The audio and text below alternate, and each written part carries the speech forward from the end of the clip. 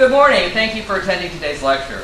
I want to extend a special welcome to some of the educators that are with us here this morning, and to the students at the Jackson River Governor's School. Eddie Graham is here, is the director of the Governor's School. We also have with us some of our faculty at the college. Leanne Bowling-Angle, she's the program head for our sciences division. We have Tina Dressler with the General Studies program. Barbara Kolb, one of our biology faculty members, are here. One of our, let's see, I saw Steve Nicholson, science and math. If I'm missing anyone, please raise your hand. I want to thank all of you for your support of today's event.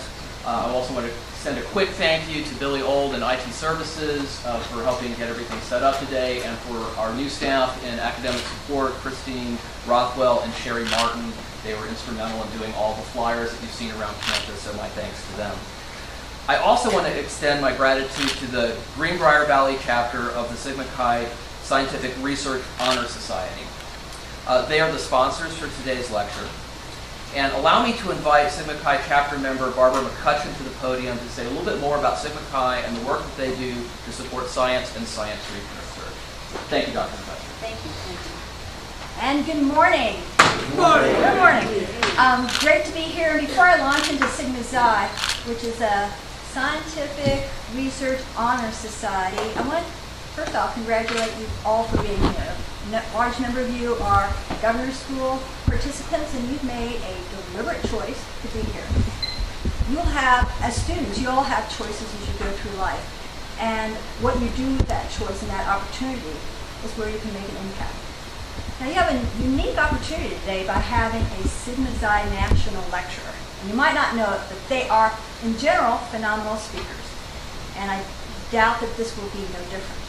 So this is an opportunity for each of you to probe those questions of why did she take the path she took? Where did it bring her? What about her research areas? Are they interesting to you? Is this something you want to get into? So it's a great opportunity as you listen to her speak. Jot down one or more questions that will be an engaging question that we'll have time for during discussion. That's an important thing to do. So Sigma Xi. Sigma Xi is a national organization with international chapters. We are a chapter located at the West Virginia Osteopathic School in Lewisburg, West Virginia, which is very much like a lot of other chapters. Our members are engineers and scientists, but unlike a lot of other chapters, we are a regional chapter. So our members are anywhere in Charleston, West Virginia to Lexington, Virginia. And things that we do include hosting talks like this, and hopefully having a national lecture will be a regular thing that we do. We also sponsor the West Virginia Middle School Science Fair, which is a regional science fair that we started several years ago. And also we have an occasional field trip. We were very fortunate to go to the Green Bank Observatory a couple of years, where one of our members is the director. We had a behind-the-scenes tour. So if you'd like to learn more about Sigma Xi, becoming a member, or just being active in our activities, please talk with me or our chapter president, Dr. Larry Davis, who's in the audience. Hope you enjoy the lecture.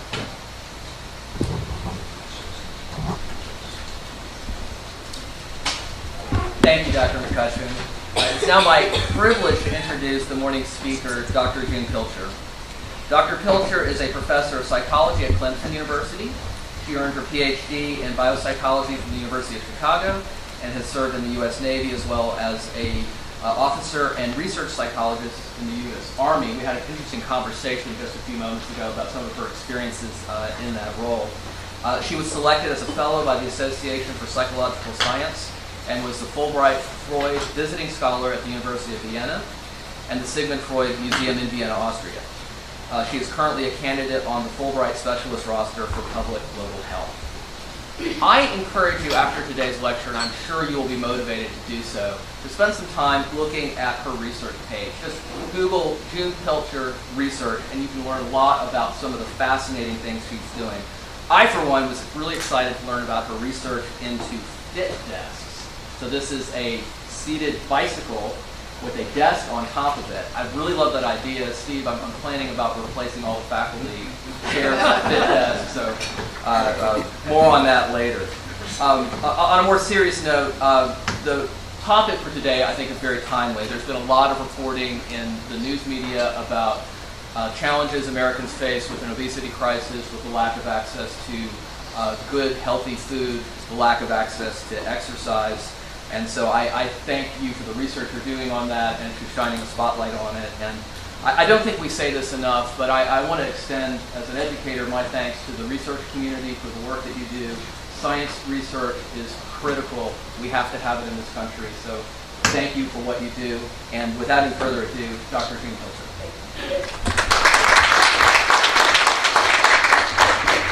All right, I'll get this guy turned on, see if it works. Can you hear me better? Yes. Yes. Okay, I promise not to stare down at it. Okay.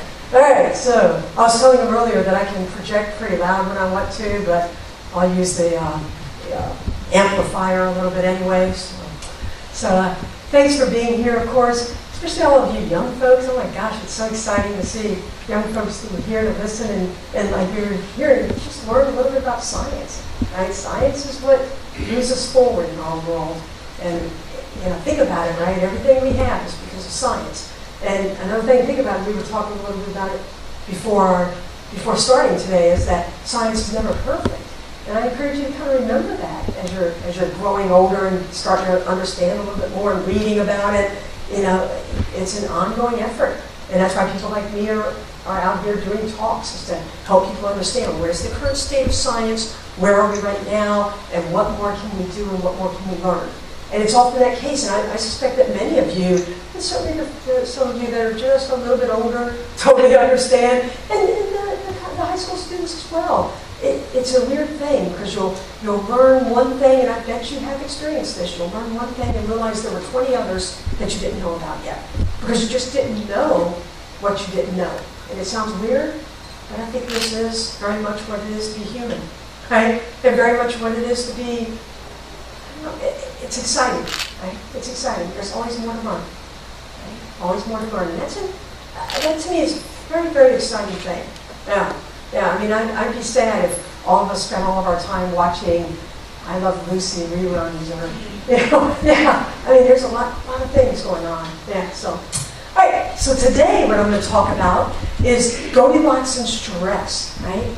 And specifically, although my research really encompasses a number of kind of health-related topics, let's say, a lot of my research is really focused on sleep and exercise. And really, it's not so much exercise per se, it's really like the fit desk. I've not done a lot of research in terms of like going to the gym and how to exercise at the gym. There's a lot of research out there on that. So I haven't really gotten into that area.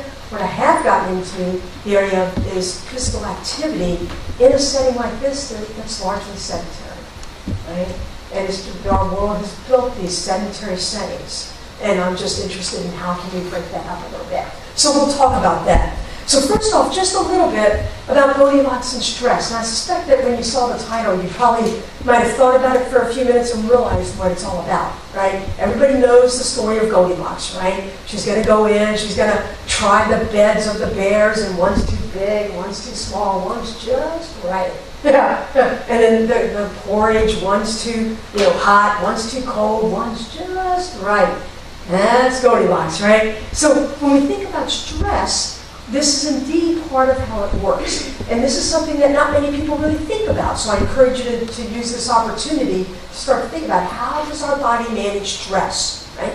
We have adapted, we have the ability to adapt and cope with stress, but certainly there are ups and downs about this. So we have what we call this inverted U function. And basically it's an upside down U, right? That's pretty easy.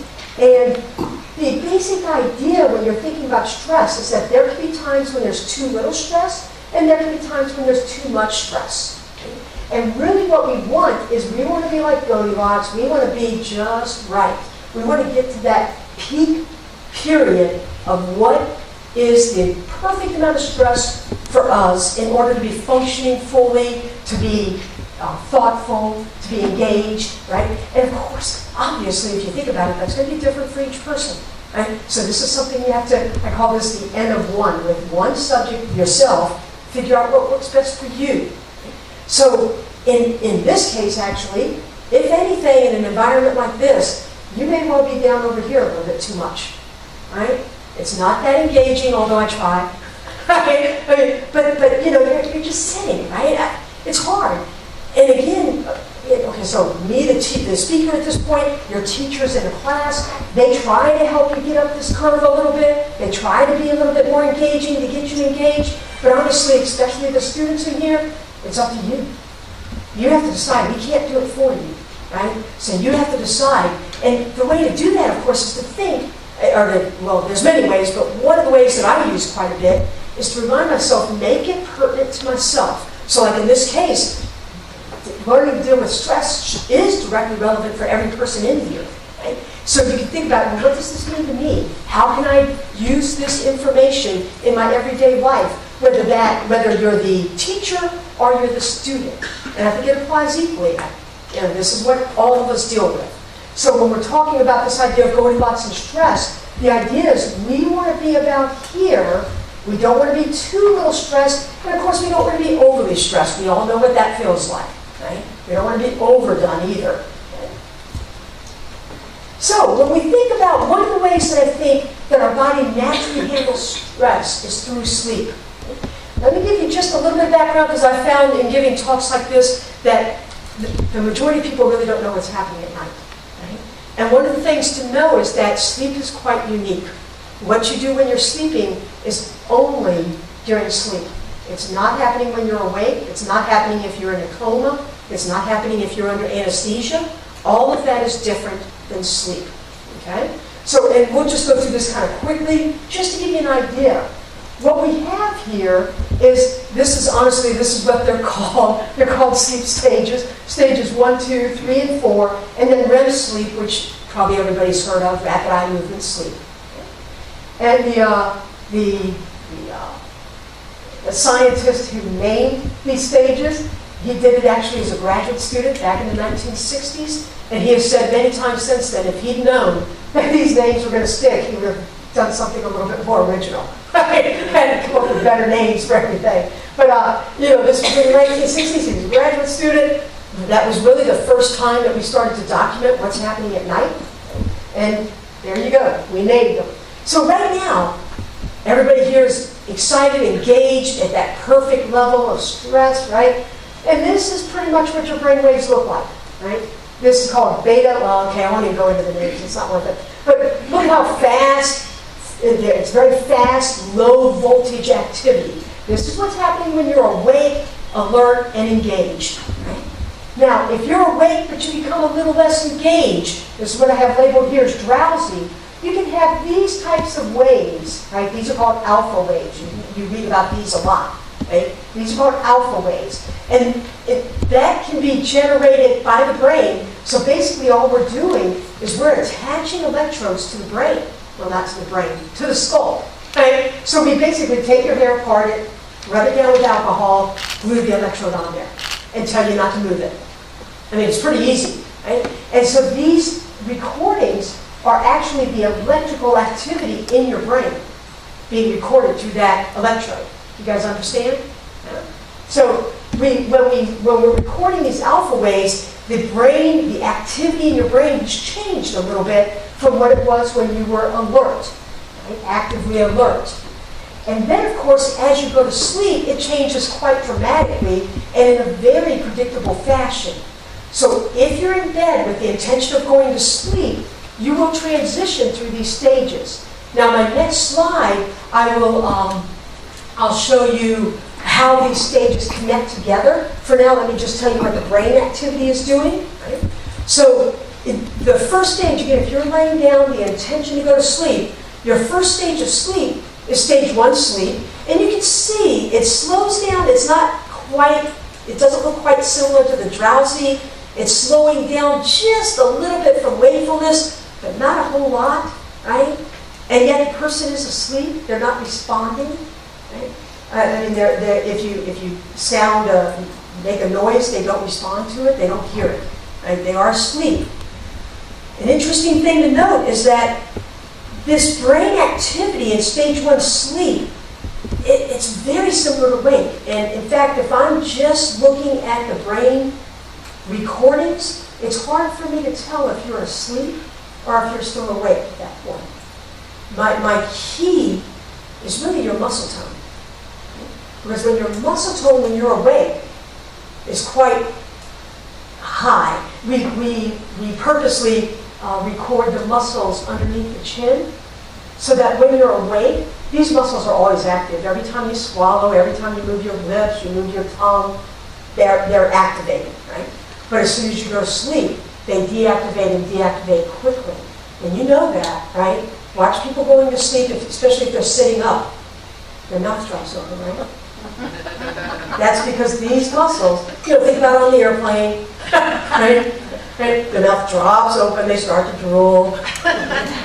Yeah, that's these muscles relax, right? So, yeah, and that's really the primary way that we can tell that you go into stage 1 sleep. It's that muscle relaxation. And it's a very dramatic drop, right? And you've seen it, Okay, so the students in here, what is stage 1 when you're sitting in a classroom? How do you see the muscle tone drop in a person? Other than the mouth opening up, what else do you see when you're sitting in a classroom? The teachers know for sure, right? Eyes closing. Would you say again? Their eyes closing. Well, their eyes might close, but there's a very dramatic change due to the muscle tone. You know what it is. What is it? Yeah, whenever I see someone asleep, it's either they're like leaning on themselves or they're Or their head drops, right? And you'll see it, right? And teachers, come on, we've all seen it, where the student will be sitting there, and they're like you say, their eyes will get a little glazed, it might start to close, and then it's like, boom, right? Yeah, that head drop is because of that muscle tone relaxation. It's throughout the neck, the head drops, the brain feels it, it wakes them up, their head lifts up, their eyes get kind of big, right? They grab their pin even tighter, yeah.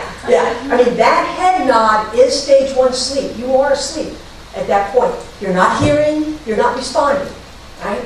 So in a classroom setting, you've seen it, we've all seen it, right? You know. So the students in here, the next time one of your classmates does that, reach over there and poke them, that's stage 1 sleep, right? And you can help them out, learn what this is, right? Yeah. Of course, if you're driving in a car, that is stage 1 sleep, and your car is driving itself. Okay? Don't forget, that is stage 1 sleep, and you are not responding. And the car will cross 6 lanes of traffic in about a half of a second, if you're going about 40 to 50 miles an hour. Yeah. Keep it in mind, right? That's a dangerous time, right? All right, so back to being in bed, intention of sleeping. You can go into the next stage that you're going to is stage 2, and you can see that the brain starts to create these rather interesting electrical signals, right? And these are, we won't go into all the names, it's not important, but just know that the brain waves really do start to slow down, and then it has this odd speeding up on top of it. We don't really know why. We just know that this is what happens. Then we go into these what often are called deeper sleep stages 3 and 4. And in these stages, the brain is really reacting very slowly. Now, the brain is not dead. It's asleep, right? So there's a lot less activity going on. And that's what you see here, where the brain, the recordings that we're making are very slow waves, right? And in fact, this is also called slow wave sleep. And then, the next stage you'll enter, and you enter these stages very predictably. You're in a REM sleep, rapid eye movement sleep, right? And once again, the brain speeds up. And again, if you look at this recording of REM, stage 1, and awake, if all I'm looking at is your brain waves, I can't really tell, right? In essence, your brain looks awake, right? The way that we know that you're in REM sleep is, of course, well, 1, rapid eye movements, right? Yeah. Is REM sleep when you're having dreams? And that's next, but yes, dreaming is in REM sleep, and we'll talk about that. Yeah, that is dreaming. Now, the thing that recognizes REM sleep is, of course, the rapid eye movement. So we attach electrodes to the outside of the eyes, and the eyes move back and forth very rapidly. You can see this in your, like mother or sister if you stand and stare. You might warn them. But yeah, you can see it in newborn babies a lot. because they have a lot of rapid eye movement sleep, and you can see their little eyes moving around. Yeah? All right? The other odd thing that defines rapid eye movement sleep is a total drop in muscle tone. You cannot voluntarily move when you're in rapid eye movement sleep. And people do move a lot at night when they're sleeping, right? Yeah. What about sleepwalkers? So that's a good question I get a lot of, right? So you now know you cannot, unless something is wrong, you cannot sleepwalk in REM sleep. You can't. You have no muscle tone, right? You have zero. Right? I mean, literally, if you pick up somebody's hand when they're in REM sleep, don't pick it up too hot, but it literally is just like this flop, right? Yeah, yeah, yeah. Sleepwalking is almost always stage 4 sleep. Almost always. And young, it disappears as we get older. Teenagers are the prime time for sleepwalking. Yeah. And then it's gone usually by the time you're 20. Yeah. That's just one of those weird things. All right, so how does all this fit together? Well, it's really quite predictable. Now, this is a young adult, and actually many of the high schoolers in here, your sleep looks pretty much like this. It should be longer, but it looks like this, right? And you can see that it's a very predictable pattern. You're awake, you go briefly into stage 1, and then briefly into stage 2, then 3 and 4. Then you're in REM sleep, and it starts all over again. These are 90-minute cycles. Literally 90 minutes, plus or minus like 2 minutes or something. I mean, it's really a very powerful pattern for humans. What this means is that during the night, every 90 minutes you're in REM sleep. Right? Every 90 minutes. And you can predict this. You can go in and watch your little brother sleeping, right? And go in at about 80 minutes into the night after he goes to bed, right? And then hover, scared, right? And you'll see his eyes move. You'll see little twitches, right? You guys see twitches during REM sleep? Think of your cats and dogs, right? The little whiskers twitching. If we had big whiskers, they would twitch too, right? Their little paws twitching, and mom says, oh, he's chasing a rabbit. I don't know about that, but he's in REM sleep. Yeah? Right. Right. Those twitches, it's weird, right? Because in REM sleep, we get these weird muscle twitches, but voluntary muscle tone is gone. You can't move purposely. Right? Yeah. Yeah, it's weird, right? And then you see it's every 90 minutes all night long. One thing I would point out, just so that you kind of know it, is that REM sleep increases in length across the night during that 90-minute time. Those slow wave sleeps, 3 and 4, where it's that big waves, those decrease across the night. So most of your slow wave sleep is in the first 2 cycles, and most of your REM sleep is in the last 2 cycles of the night. Okay? Make sense to you guys?